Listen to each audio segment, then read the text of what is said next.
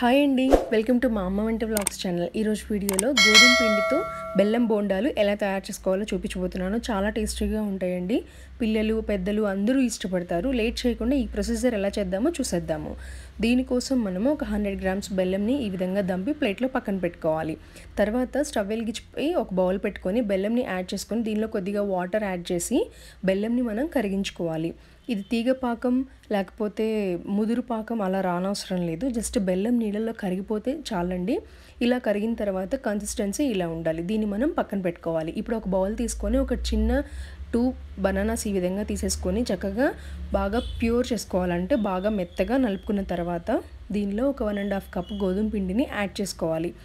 And 1.5 table spoon బియ్య పిండిని కూడా యాడ్ చేసుకోవాలి. దాంతోపాటుగా 2 టేబుల్ స్పూన్ చాప్ చేసి పెట్టుకున్నటువంటి ఫ్రెష్ కోకోనట్ని కూడా యాడ్ చేసుకొని టేస్ట్కి తగ్గట్టుగా సాల్ట్ యాడ్ చేసుకోవాలి.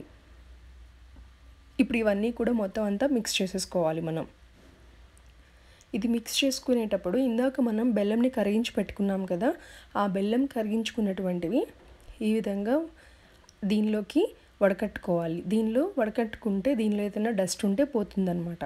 వన్స్ ఇలా బెల్లం సిరప్ అంతా కూడా వేసేసుకొని మనం బాగా కలుపుకోవాలి. ఒకవేళ వాటర్ కావాలి అనుకుంటే కొద్దిగా వాటర్ యాడ్ చేసుకోవచ్చు. ఇక్కడ నేను తీసుకున్న మెజర్మెంట్స్కి మాత్రం నాకేమీ ఇక్కడ వాటర్ నేను ఎక్సెస్ యాడ్ చేయలేదండి.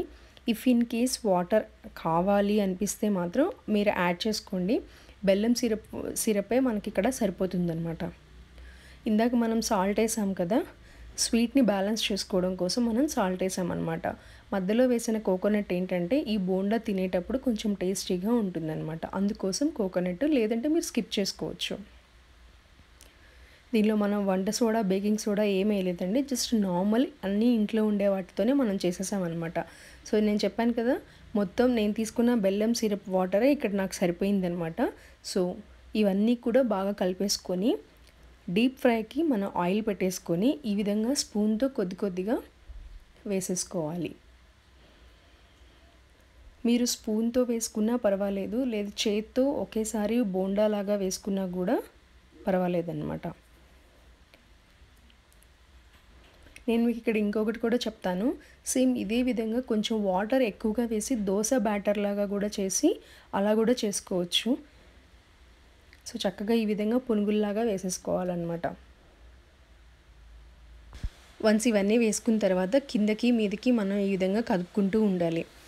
ఇవి మంచి గోల్డెన్ కలర్ వచ్చేంత వరకు మనం ఫ్రై చేసుకోవాలి. ఈ విధంగా వన్స్ ఇవన్నీ కూడా గోల్డెన్ కలర్లో టర్న్ అయిన తర్వాత చక్కగా వీటిని మనం ఒక సర్వింగ్ ప్లేట్లోకి సర్వ్ చేసుకోవాలన్నమాట.